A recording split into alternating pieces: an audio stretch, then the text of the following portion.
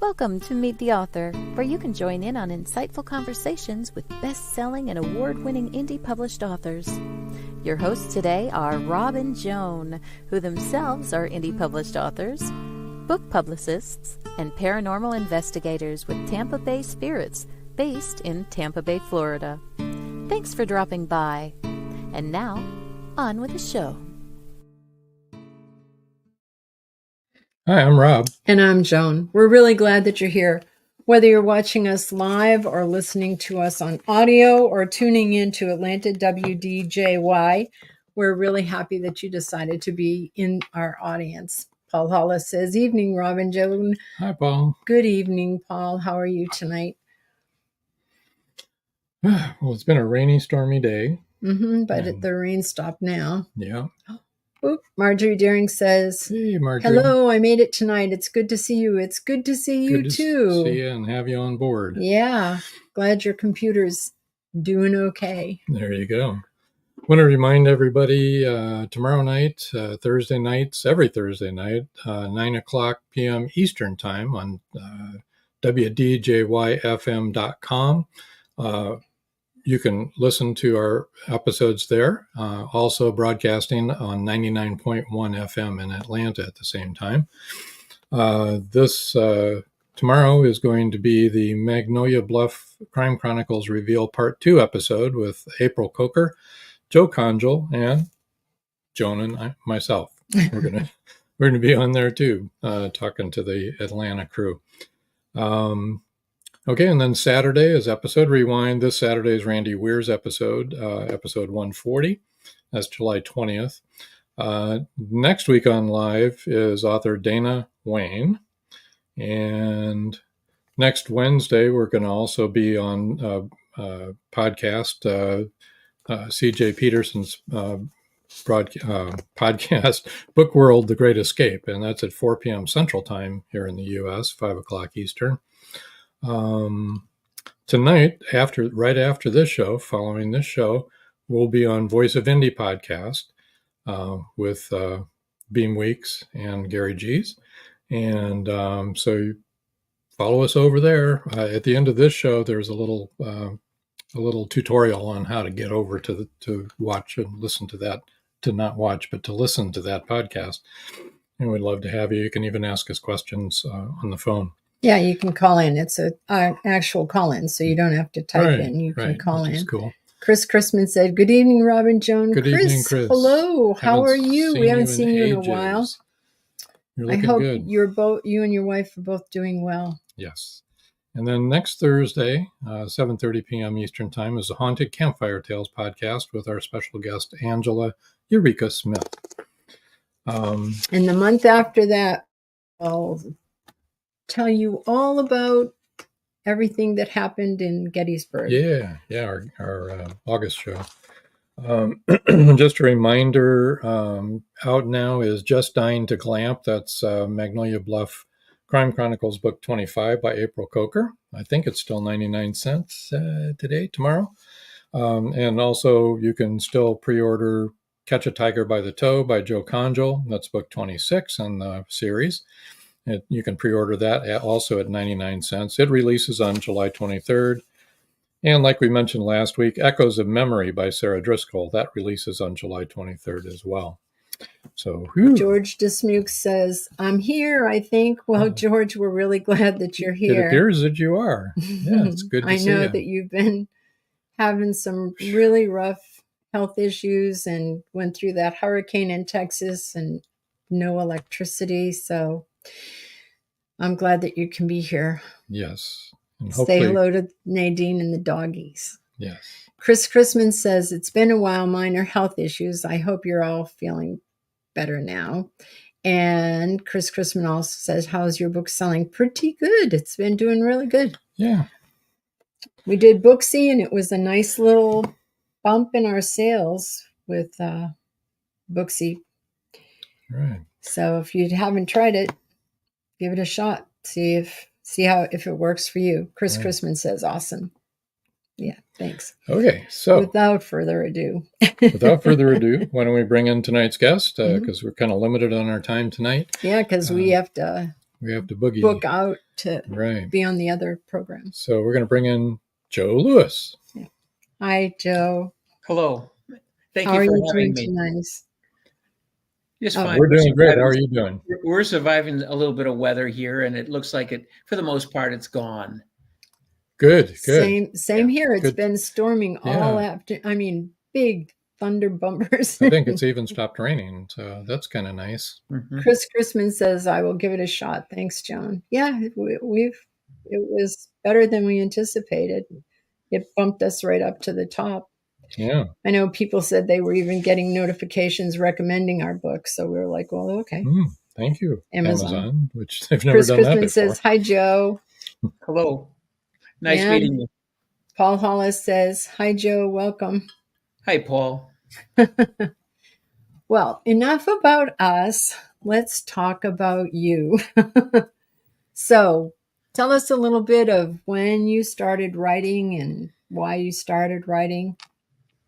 I think I actually started writing back in 6th grade. We had this teacher, Sister Joseph Marie, who would, on a 3x5 or 4x something note card, she would put 3 or 4 paragraphs. And the idea was, she called them story starters.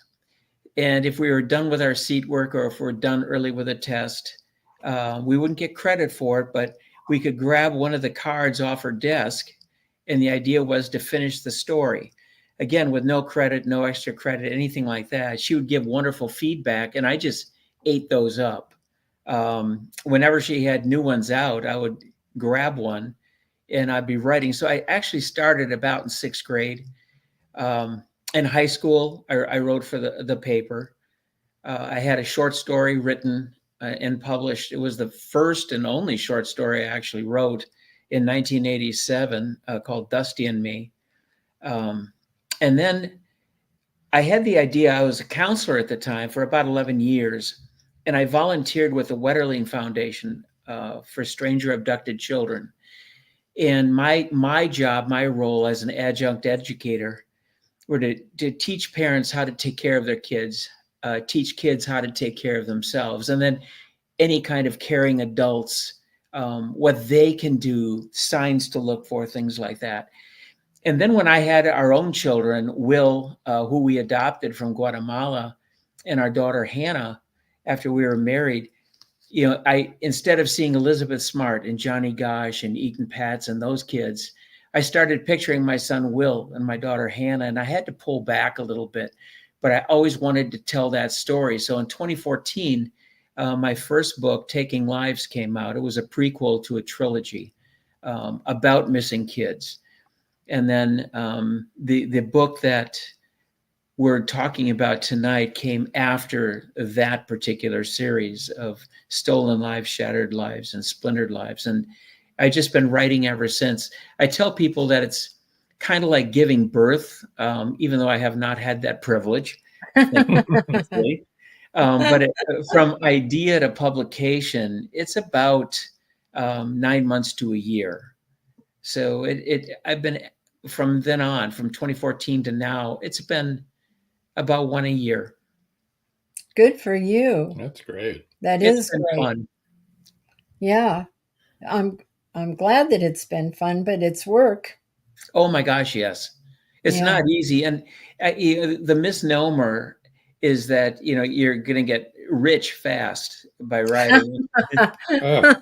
Exactly. That's the reaction I get from seasoned authors. Every author in the listening is laughing hysterically right Absolutely.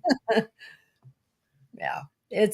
I think the marketing is the thing that really throws every author when they realize, whoa, Yes, this is more work than writing the book. And the book is a lot of work. It's research and go. And when you spend 9 months or a year, from idea to actually publication, and then you realize that an ebook, and that's what 7, 8 out of 10 books that are sold are ebook or whatever, and you're looking at $2.99, $6.99, or 99 cents. You are not going to get wealthy fast. But to those of us who write, we write for the pleasure. We have a story to tell, and we write that story. Absolutely. That's what we tell people all the time. I mean, Kindle Unlimited too, that's a really good thing for us, Mm-hmm. It that brings money in every month. Yeah. People Yep. read it Yeah, and that adds we get up. paid for it. It adds up when you're doing 3,000 to 4,000 pages a month. Mm-hmm. Yeah, it's not a huge amount, but I mean, No. it's something anyway. But Yep. But as you said, someone's reading your book and Right. apparently enjoying it because they're finishing it, and and that's really nice. Mm-hmm. Which brings us to reviews. Please review if you are listening. Oh, absolutely. If you read a book and you enjoy it, please leave a review and explain why you liked it. Yeah, it's our lifeblood, and it's that encouragement that you get. Even a mediocre or poor review at least lets the writer know that it was read by somebody. Mm-hmm, mm-hmm. And like you said, we all have a story to tell, and we want people to read the story and be entertained by it, Mm-hmm. to cry or to laugh or, whatever it is that we're going for. Yep. And yeah, Chris Chrisman says it's social proof. Yeah, it is. Yes, absolutely. Yeah. And I'm not talking about reviews from your cousin and your brother, and when it's a stranger that you get a review from, somebody you've never met, that Mm-hmm. really makes your day, especially if they liked your book. Marjorie Deering says every author needs a pat on the back or a kick. Oh, a pat. Sorry. Apparently, these are new glasses too, Marjorie. So I have no excuse. Every author needs a pat on the back or a kick in the shin to keep them motivated. Frying pan on the head, Right. Very funny. I accidentally hit him with a frying pan on the head, and I will never live it down. And it must have been 15 years ago, but I still hurts. Still hurts. Yeah. Trauma, PTSD. Well, if Mr. Ninja hadn't, we had, one of those hanging pot things, and I was working on the kitchen island cooking something, and I reached up to get a frying pan, and he came up quietly behind me to kiss me, and I turned around to get something with the frying pan, and it just happened to hit him. It was like Al Kabong in the cartoons, It did. It made that sound, kabong. But anyway, yes. So frying pan in the head. I didn't get amnesia. I still remember it. I didn't hit you. I turned around with a frying pan in my hand. Mm-hmm. Right. If I'd hit you, you would have known it. Oh, I knew it. I knew it. Okay. It wasn't that bad, people. I'm telling you right now, it really was not that bad. Let's talk about Joe's books. I'd much rather do that. Oh, my Lord. Okay, so Taking Lives, that's about abducted children, right? Yeah. What happened was my previous publisher wanted Stolen Lives. That's the one they really wanted. And they asked if it was, they said, but, and I thought, okay, here come the rewrites. And they said, can you make it a series? And I said, sure. Because the first step is rescuing the kids and bringing them back home. But then what is life going to be like after all of the stuff that happened to them to be reintegrated back into the family and the community? What's that going to be like? And you still have some bad guys that are still running around. So books 2 and 3 of that series really ties up the loose ends. The other part of that was, can you write a prequel that would introduce the reader to the series? And that was Taking Lives. And it's a shorter book. I ended it purposely on a cliffhanger. And I preceded Stolen Lives by about 2 years for Taking Lives. And it introduces 3-4 main characters that appear pretty much through all of my writing, like Baldacci or Patterson or Sanford. I carry my characters from book to book. I might spotlight one or two differently from book to book, but each one is a different adventure, and it will highlight one or two of the different characters that I have. And the storyline is two kids, 13-year-olds, are abducted off a safe suburban street, and FBI and law enforcement feel that they need to find the kids within 24 to 48 hours, Yeah. or they don't find them at all, or sometimes they'll find them dead. Yeah. What people don't really realize is that there's a 1/3 to a little bit larger than that of missing kids actually are found alive and are brought back. And so I really wanted to accentuate that. It was a promise I made to my youngest daughter, Emily. I was going to off one of my characters, and Emily said, "You can't do that." And I said, "Well, life sometimes is not pleasant, and it doesn't always have rainbows and wrapped up in a nice bow. It doesn't have a Disney ending." And she stood up, pointed her finger at me and said, "Well, it ought to be. And if you off this particular character, I'll never read another book of yours." And okay, so my deal was that my books will always end up hopeful. And the main characters, my patchwork family of adopted kids, will survive from book to book. I might put them through the ringer, but they're going to survive. Now, you said you dealt with some of these kids personally when you were doing counseling. Did you? Yes. The stories, the vignettes, the scenes in each of the stories, while it's fiction, the ideas came from kids and parents that I've talked with or shared their stories with me. And so you are getting kind of a fictionalized account of the things that took place. In Caught in a Web, which came after the series, it came out in 2018. That particular book is based upon my years as not only counselor, but also as an administrator. For 23 years, I was a principal. And it's modern day. It's drugs, gangs, revenge.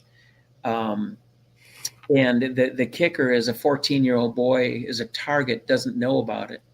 MS-13 wants some revenge, and he doesn't even know what the revenge is about. Law enforcement doesn't even know. For the longest time, they didn't even know MS-13 was involved. They just wanted to find out who was putting drugs out on the street and put an end to it, because kids were dying like they do nowadays. In any high school, in any middle school, you can certainly find the dealers. You can find the kids who are using. And that's really what that story is about. The idea came about, I was reading the newspaper. On the front page, it was talking about the rise of heroin and fentanyl deaths among adolescents. Oh, And my gosh. it's huge. And then a couple pages further, it was the rise of MS-13 in our area in north central Virginia.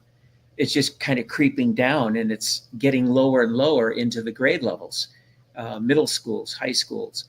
And the idea came is to combine the two into a story, and that's how Caught in a Web was born. Wow. Well, on that wonderful note, and plus, I do want to show you this comment. You can answer it when we get back. Sure. Chris Christman said, "Okay, the question, plotter or pantser." We have to take our first commercial break, but we will answer that when we get back. Sure. So don't. Oh, you left a lot for us to think about Right. during the Plus, you're going to commercials. read from Caught in the Web when we get back, right? Yes. Yes. Okay, cool. All right. So we'll be right back, folks. Don't go away. It's 1919, and Eric Laska returns from the war in Europe. Two new enemies await him in the small coal mining town he calls home. One is a threat to his relationship with Rebecca, the love of his life. The other, a bloodthirsty beast, is stalking the mining town residents. The townspeople suspect Eric of one of the killings. An old man and Rebecca's 11-year-old sister have seen the beast, but only Eric believes their story. To protect the town and clear his name, he's forced to prove the werewolf exists. Available on Amazon. The Horror Within by Marjorie Swift Doring. Profiteers are preying on displaced souls who seek freedom, sacrificing everything. Wanting to give their children hope and a future, but they wrongly trust on a roll of loaded dice. Teens are picked off and sold into slavery. Cartels offer the choice to strong young men to move illegal drugs over the border or die. The R Group and CATS team leaders want to end Mateo's inhuman business model. The heroes must derail the human exploitation and opioid epidemic, killing people in increasingly dramatic numbers. If they can save even a few from the jaws of death, they win. The present-day battle is in full swing, yet it can end badly for humanity unless the Enigma heirs triumph. Who will survive the onslaught, and how fast can they make Mateo pay?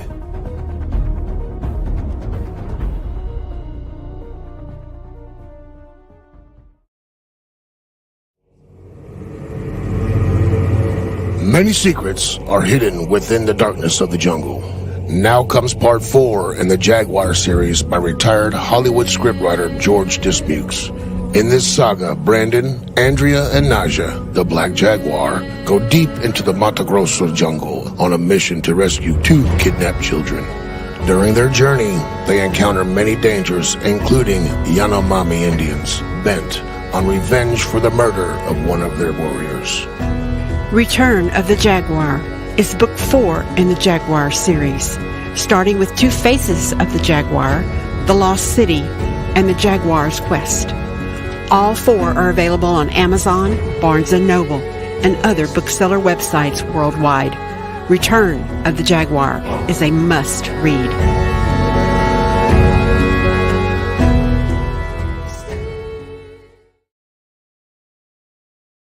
And we're back. We are. All right. So first of all, let's get to the question: plotter or pantser? I am a pantser. What I do is I start out with an idea. And as I write, I really believe strongly that character drives the story. And setting is key to that. And what I do is, let's say tonight when I write, what I'll do is I'll read what I wrote the night before. And it does 2 things for me. I can do some minor edits. I can rearrange sentences, things like that. But the main thing it does for me is put me in the mindset of what I'm about to write. And I do that every single time I write. I read the previous work. That's just something that works for me. But I do, I'm truly a pantser. What I do is I will come up with an idea, the character, and I kind of let the characters play. And there are sometimes it works out great and sometimes it does not. I'll end up rewriting parts of a chapter, a previous chapter, and go from there. But it has worked out for me. To me, plotting or outlining it's not only time constraint, it takes away from the actual, what I feel is creative part of me. But it's also constraining in that if I have to stay with this particular plot or the outline, it doesn't feel as free to me to be able to explore a character's mindset or a character's action or whatever. So I truly am a pantser. I'm very comfortable with that. Yeah. I think a lot of the authors that we talk to are pantsers. Some are Seems to be the majority, plotters. though, I think. Yeah. Mm-hmm. And those who plot are passionate about it. With that same question, sometimes I'm asked, do I know the ending, as I write? And the answer is yes and no. Mm-hmm. There's going to be a part of in the writing as I'm doing with my laptop. There's going to be a time when the ending will actually occur to me. The only time that did not happen was in the last book I wrote called Fan Mail. And I was finished, I want to say it was after chapter 2 or chapter 3 when the ending actually came to me. And I stopped where I was, and I actually wrote the final 3 chapters. And I just kind of set them aside, and I just wrote to those chapters. And when it came time for the final edits, I didn't really have to change much at all of the ending, because to me, it was just very solid, very satisfying. And there's a saying, I think it's Stephen King who said it: if there's no tears in the writer, there's no tears in the reader. And I absolutely believe that. That's true. Yeah, there are times when I'm writing, I'm laughing, and my wife Kim will turn to me and go, "What are you laughing at?" And what I just wrote. It's this character, and she'll just kind of roll her eyes and shake her head and things like that. Or there are times when I'm weeping, and she goes, "What's wrong?" Yeah. And I said, "Well, this guy did this," and she again rolls her eyes and shakes her head. But again, if you don't feel it as a writer, the reader's not going to feel it. Not going to come across. That's what I think. That's what I think. It has to be. Otherwise, it's just not effective writing, I think. I mean, we will sit there and laugh about what we just wrote or cry. Yeah. We cried at the ending of this book. You might as well have an AI do it, Yeah, exactly. Right? But no seriously, Chris Chrisman said it's whatever works for you. Yeah, whether they're a plotter or a pantser. Yeah, I agree. Everybody has to do what's comfortable for them. There's not a right or a wrong. It's just your particular method. It's interesting to know. Well, yes, it's how you work the best. Right. The best work that you do is right. And way. Sometimes some of the things that you're sharing might hit home to somebody else, and they think, "Oh, I got to remember that," So that's what's good about sharing. That's why we talk about this and figure that out. Yep, and listen to what everybody has to say. Right. Yep. So, which book would you like to read from tonight? Oops, we've got another comment. Wait a minute. Oh, Chris Chrisman goes, Chevy or Ford, LOL. Yeah. It's obviously, but that's yeah. Whoops, I'm sorry, Marjorie. As a Wisconsin born and bred person, I like the Green Bay Packers emblem on a Virginia. Just saying. Proceed, LOL. Yeah. Marjorie, my wife and I are both from Wisconsin. When I grew up, born and raised, and then I did not know my wife back in Wisconsin. We actually had to meet on a campus in California. She was a PE teacher and head softball coach. I was a counselor. That's where we met. And it turns out, ironically, I went to a co-ed boarding school in northeastern Wisconsin in St. Nathan's at JFK Prep, which was 10 miles away from where she lived, which was just a weird coincidence. And it's one of those things where you think it's just meant to happen. Yeah, but we're Wisconsinites and dyed in the wool Green Bay. That is so funny. We are going to Wisconsin in August. The way you pronounced it is exactly right. I know. Well, his family is from Wisconsin, so we're going up there for the wedding of one of our nieces, and so a whole bunch of us are going up there, and we're going to stay for a while, and yeah, we have to teach them how to speak properly. I remember one of the cousins was staying with one of our kids once, and they were sitting in the bedroom, and the cousin from Wisconsin said to our daughter, "What's in the bag?" And our daughter said, "What?" And she said, "What's in the bag?" And our daughter said, "What's in what?" And she said, "What's in the bag? You have a brown bag over there. What's in it?" And our daughter goes, "I don't know what you're talking about." And so the cousin gets up and walks over and picks up a paper bag. And our daughter goes, "A bag? That's not a bag, that's a bag. And she said, that's what I said, the Right. bag. Yeah. So, Accents are so funny. we've all learned to speak Wisconsin. Just to fit in. D.G. McCool, Hey, author, Bill. said, yes, it's good to see you. By saying you will never kill off a key character, do you feel that might remove some of the unexpected for the reader? I'm going to qualify my statement by saying at this time, there might be a time when a character does pass away, because to me, that's life. Life happens, especially when you dabble in the world that I'm in, which is thriller, crime, mystery. Things happen, unfortunate things happen to people. And so I will never say never, but at this point in time, I'm comfortable saying that there's always going to be an ending of hope.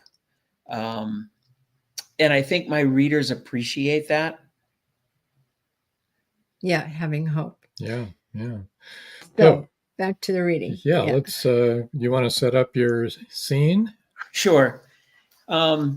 Is it from Caught in a Web? Mm-hmm. Yes. What I'm going to read is, it's really a short chapter. It's chapter 4 in Caught in a Web. And one of the main characters, Detective Jamie Groff. All my stories, for the most part, take place in Wisconsin, in Waukesha, which is a place where I consider to be home because it was kind of a very fun time in my life. I spent 5 years there as a social psychology teacher and head basketball coach there. And it just, to me, yeah, I was a former head basketball coach, high school and college, not college. You might know his brother. His brother is in Waukesha, and he was a band teacher. What's his name? Brian Carter. No, I don't know that name, because I left in mid '80s. And that's when I went out to California. So that name probably came after me. Yeah. But at any rate, this character is a cop, a detective, and he was pulled out of bed because there was another missing kid, another deceased kid found behind a store in an alley. And so he rolls up in his squad car.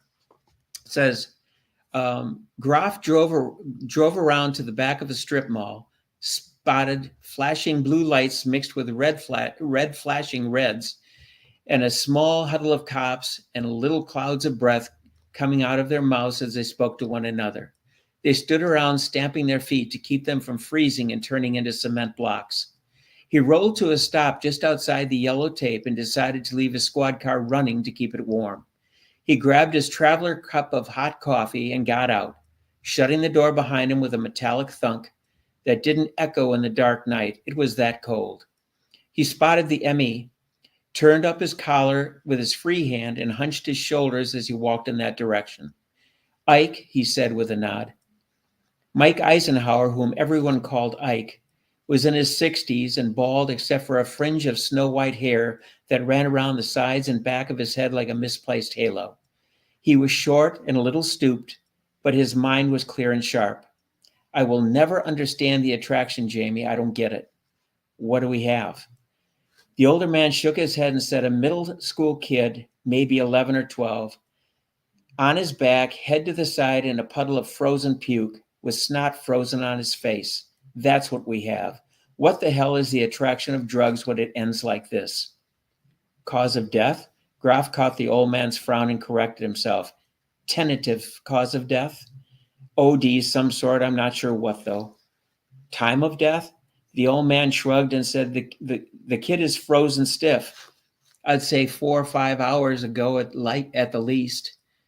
But because this is so damn cold, I can't pinpoint it for you until I get back to the office. Do you have a guess as to what drug it was? He shook his head and said, I'll do a tox screen and be able to tell you for sure. Eisenhower's office was in the basement of Waukesha Memorial Hospital, a 5 or 10 minute drive away. Groff squatted down next to the boy, blonde, skinny, wearing only a hooded sweatshirt, no hat, no gloves, no boots, a pair of Jordans on his feet, his upper lip and cheek coated in icy snot, The pavement under his head was frosted in yellowish or brownish puke, depending upon how the light hit it. The boy's eyes and mouth were partially open. A lovely picture of another dead kid added to the collection of dead kid pictures Jamie had stored away in his head. Not that he wanted to hold onto any of them, ever. No fucking way. Thanks, Ike. You have my number, Groff said as he strolled toward the huddle of cops. He recognized most of them and said, guys, anyone catch any radio chatter on missing kids? Kids who didn't show up after dinner who might have snuck out at night? They stamped their feet and shook their heads and muttered no. Okay, I need all the dumpsters checked for anything that might fit the crime. Look for anything out of the ordinary, anything that doesn't quite fit. I'll need pictures of boots and shoe marks and any tire treads. Again, look on the ground for anything that might fit with the crime, anything out of the ordinary. Later this morning, I'll need some of you to canvass the neighborhoods in the 3 or 4 block radius. Ike said the kid might be a middle school kid, 11 or 12 years old. I'm guessing unless this is a dump site, he'd live close by because he isn't exactly dressed for a long hike, not in this weather anyway. As he walked away, he said, whoever decides to canvass the neighborhood can go home. Start at 8 in the morning. That'll give you a couple of hours of sleep. Jamie poured the coffee out of his traveler cup onto the frozen pavement, no longer thirsty and sure as hell not hungry. Wow. That's rough. That must be difficult to write. Yes, it is. But having seen things like that, the pictures don't leave the head. When Groff said that, another dead kid with the collection of kids in his head, that was very personal to me because of with my background as a counselor and as a principal, things that I've seen. Yeah, and can't unsee. No, once you see it, it's there. Yeah, and Waukesha isn't like downtown Milwaukee either. No, it's about 20, 30 miles west of there. Yeah, so it's a lot different environment, and to think that those things, I think a lot of people don't realize those things go on. Right. Yeah, parents can be very sheltered. Parents can think, actually, they're sometimes oblivious as to what kids are actually doing nowadays. Especially in suburbia. And they think it's never going to be my kid. Absolutely. But it can always be your kid. Always. DG said, it makes sense, thanks, when you were talking about your character and how there might come a time when one of them would end up dead. Sure. Paul Hollis said, great read, Joe. Thank you, Paul. Appreciate that. And Marjorie Deering said, grim and hard-hitting, a good reading. Thank you, Marjorie. I appreciate that. Yeah. Yes, because you meant it to be grim and hard-hitting. Right. And I had to paint a picture of what these guys are going to be saying. And what was nice is Jamie Groff, even though that is a character in my book, Jamie is, he's actually a real life cop. He is a sheriff. He's a police chief in a small town. Before that, he was a detective. And so he shared with me a lot of stories and a lot of police procedures. He's one of my go-tos when I'll say something like, what happens if I want to paint this picture, so to speak. He'll actually give me technique and things like that. So he's been very helpful. So I kind of obliged and said thank you by using his name in my books. Cool. We need to take our last break here, and then we need to talk a little bit about your other books and what you got coming down the pike. And so don't go away, folks. We've got a lot more to talk about. An unforgettable mystery thriller that will transport you back to 17th century England. Introducing Dream of Courage, facing fear head-on, your passport to 17th century mystery, mayhem, and murder. Follow Robert and John Rushworth through Leeds' bustling Briggate district, where danger lurks in the shadows, embodied by the thief-taker Jacob Wilding. You will laugh, you will cry, and be in awe of the twists and turns. Its meticulous attention to character development, emotional nuance, and the unfolding of the story's layers. promise a compelling and emotionally charged journey. The U.S. National Times said, modern writers usually don't know what it was like to live in the past, but Rushworth Brown does this with great skill. Uncover the secrets of Smythe, the enigmatic tavern keeper who sends Robert to the Haven, to the pirate Captain Girlington. Will he outweed danger in the nick of time? Have you wanted to publish your story? Have you thought about self-publishing?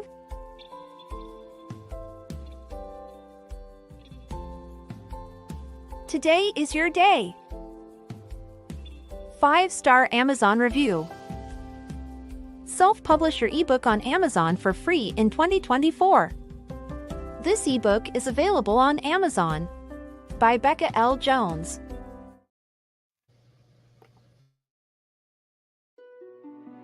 Paradise, my prison.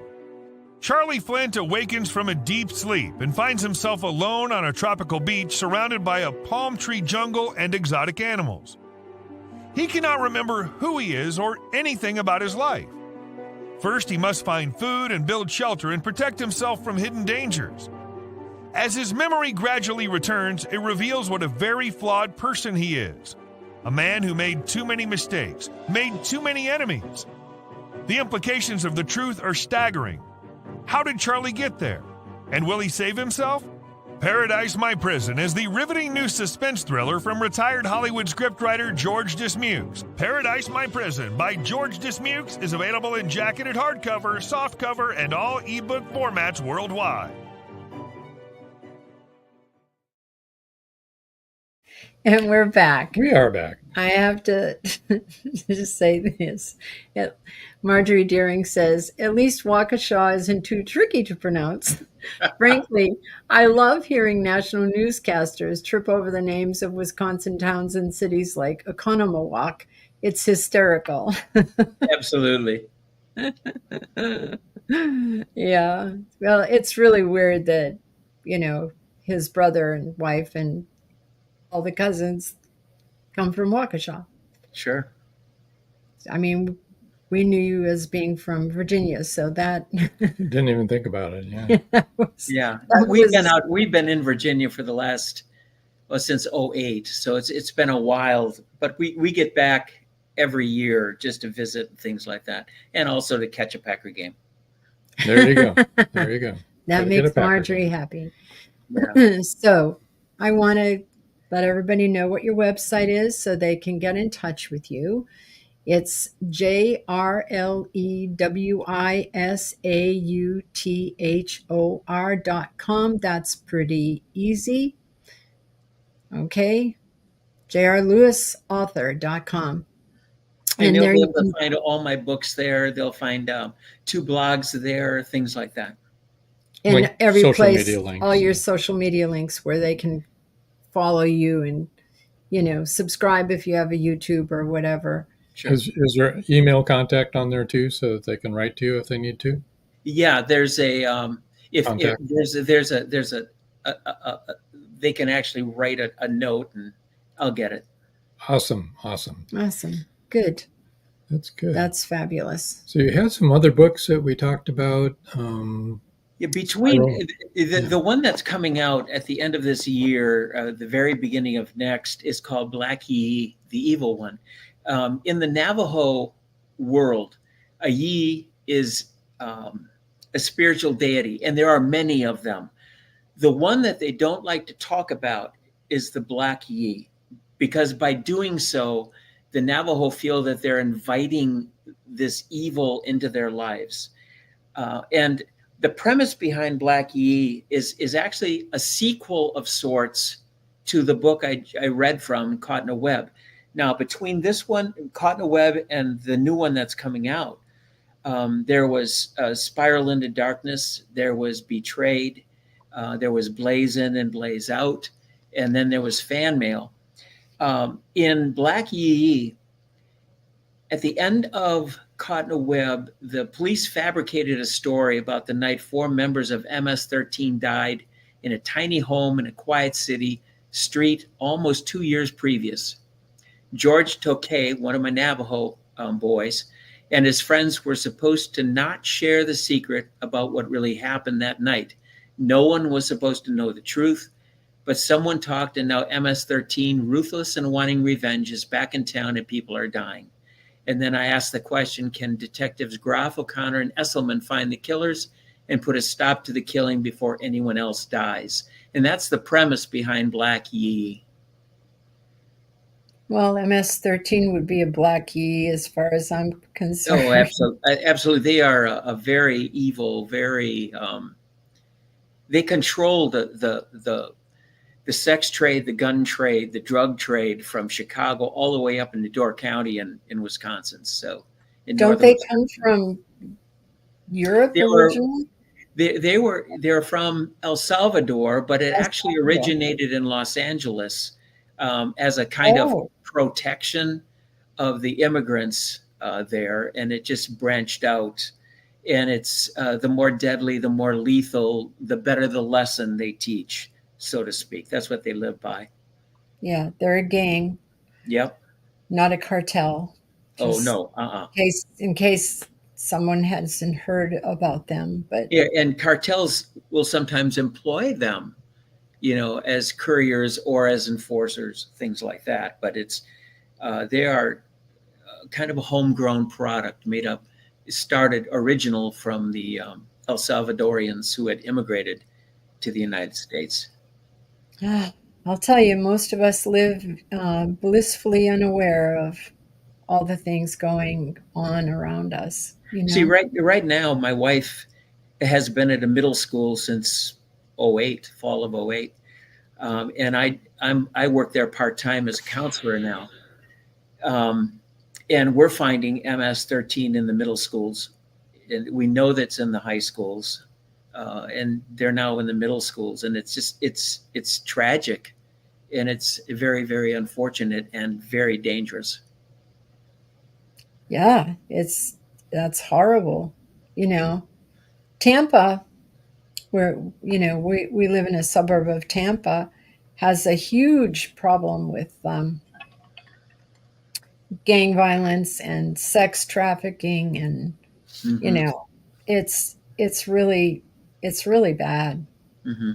It's the underbelly of all of the beautiful palm trees and the beaches and the white sand and tourists eating ice cream. Yeah. And then all of that is going on. Yeah. Sure. So you write about all of that. Yeah. So on a serious note and a non-writing note, what would you give people who have children? Do you have any advice for them as far as what to look for? Red flags, so to speak. Anybody that's hanging around with older kids, if you're a middle school kid or elementary kid, you need to ask the question, why is this high school kid or this adult hanging around my kid? Look for tattoos, any surprise gifts, late at night, surreptitiously leaving the house. Be aware of what social media they're on. Find out who they're contacting, what their contacts are in their cell phone, if they have a cell phone. Those are all things parents really need to do. It's not a matter of being distrustful of your child. It's a matter of protecting your child. And that has to be the view of today's parent. And it's really in anywhere, because gangs are prevalent everywhere. They call themselves different names, things like that. Even my first principalship in Sturgeon Bay, Wisconsin, we had an alleged gang up there. They were, I would call them, for the lack of a better word, inept about what they did and how they went about it. And they've gotten better as time went on, but you find them anywhere. Small town, big town, doesn't matter. Right. They're everywhere. Mm-hmm. It's scary though. I know all of our grandchildren have been homeschooled. Our youngest two, we homeschooled, and because of a lot of this type of thing. You know, Irish Catholic from Boston, so we had a lot of Leos in the family, so you know things that you'd really rather not know. Yeah. Yeah. So, yeah. And believe me, all of our grandkids are very well socialized. Good. Right. Good. Don't worry about that. I know that people always ask that question. Two other questions that I normally get whenever I do presentations and things that they'll ask, are you in any of your books? They're asking, do you write about yourself? And I think for any author, and those authors that are with us tonight will probably nod and shake their heads when they say, you cannot escape that when you write. There's going to be bits and pieces of the writer in those stories. And each of the characters, not totally the character, unless you're writing a memoir or an autobiography. But you're going to have bits and pieces, your experiences, things that have happened, things that have been said. They're going to be in your writing. So I think that's typical for any writer out there. You write what you know. And for me, I'll be going into my 49th year in education. I know school and I know kids from middle school all the way up, and then having the three of my own. I think you write what you know. Mm-hmm. Yeah. Do you find that with that 49 years experience, has it, I don't want to say hardened you, but toughened you in any way or made you leery? I know it's something that Leos have to deal with, is not seeing everybody as what they see every day.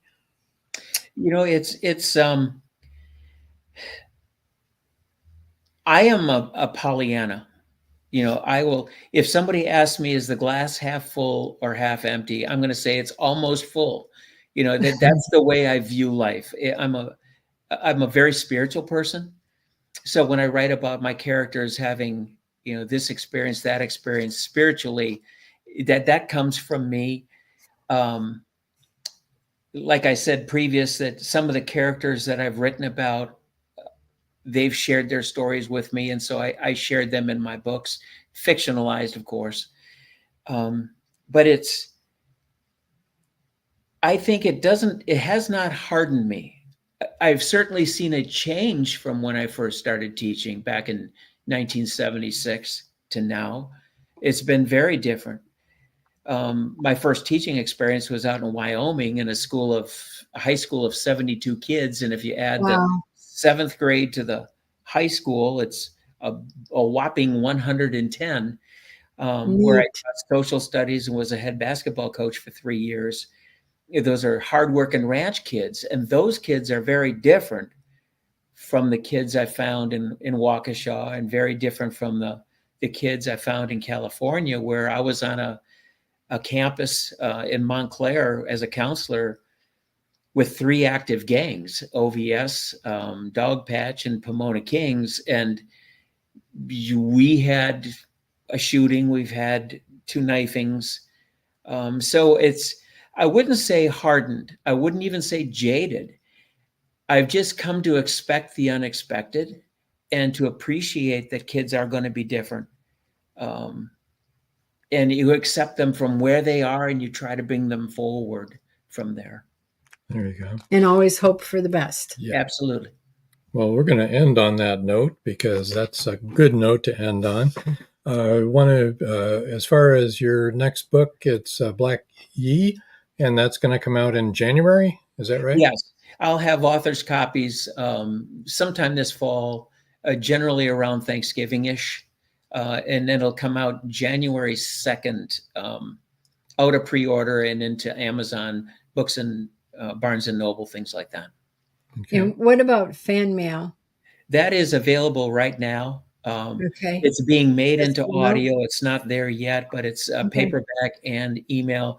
That is one of my favorite books, because it really tells the story of the Evans family and helping things happening in that particular family where a 16-year-old boy takes it upon himself to try to keep the family together almost to his own demise. And so it's really one of my favorite books. Okay. Well, a lot to look forward to. Paul Hollis says, frying pans down. Yes. Another informative show. Thanks, Rob, Joan, and Joe. Thank you, Paul. Thank you, Paul. I appreciate your support, Paul, over the years. Thank you. I know, he's fabulous, isn't he? So we're going to move you over to the side. Thank you so much. It was so good to meet you, and look forward to maybe having you back on the show again in a few months. Would love to anytime. Thank you, guys. Appreciate it. That's been a lot of fun. And don't forget, try and come on over to Voice of Indian.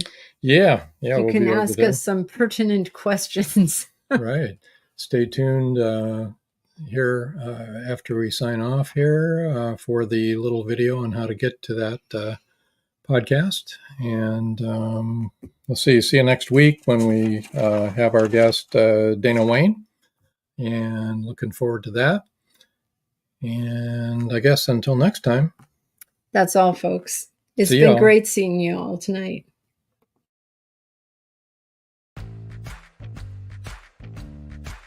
Live every Wednesday, your Voice of Indie hosts Beam Weeks and Stephen Gees welcome authors, musicians, publishing industry pros, artists, and assorted creative guests for an exciting interactive hour. Call in during the show or post questions and comments on Twitter for responses in real time. Meet your favorite indie creators, learn inside tips, network, and promote your work. The link for each week's show is pinned on Twitter atop @VoiceOfIndie, and you can receive the link every Wednesday morning in your inbox by subscribing to our newsletter at freshinkgroup.com. Check out Voice of Indie every Wednesday on Blog Talk Radio and catch hundreds of episodes archived everywhere from our websites to our YouTube channel and Spotify. Thank you for joining us here on Meet the Author. Make sure you stay up to date with our show by clicking like, follow, and share. And you can find us on Spotify, iTunes, and more. See you next time on WLFE-DV.com.